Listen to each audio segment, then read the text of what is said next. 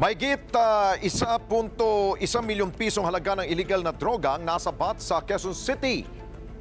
Ang mga sospek abay dumayo pa sa naturang lungsod mula Pampanga pero hindi nila alam mga pulis pala ang kanilang katransaksyon. Report mula kay Jim Tejano.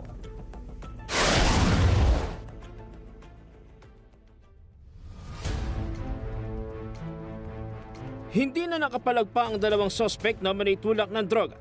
Mangkarang malambat si kinasang bypass operation ng Laloma Police sa Balintawak Market sa Quezon City. Sa investigasyon, lumabas na pawang magtropa ang naarestong mga sospek at dumayo pa mula Pampanga para magbagsak ng kontrabando sa lungsod Quezon. Kaso ang problema, hindi alam ng mga ito na pulis pala ang kanilang makakatransaksyon. Ito nagmula sa ating mga information from the citizen na mayroong mga transaksyon ng droga na mangyayari dyan sa ating Balintawak at garang natin kinasa itong bypass operation.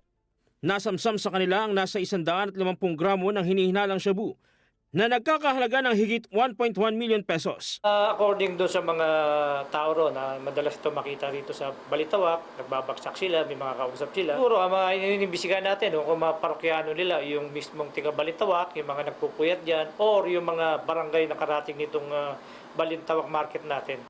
Ang mga suspect, no comment sa aligasyon sa kanila. No comment po ako. No comment po ako sa tanong. Nasa kustodiya na ng Laloma Police ang dalawa at maharap sa kasong paglabag sa Comprehensive Dangerous Drugs Act of 2002. Jim Tejano, para sa mata ng Agila. Matatag, matapang, matapat.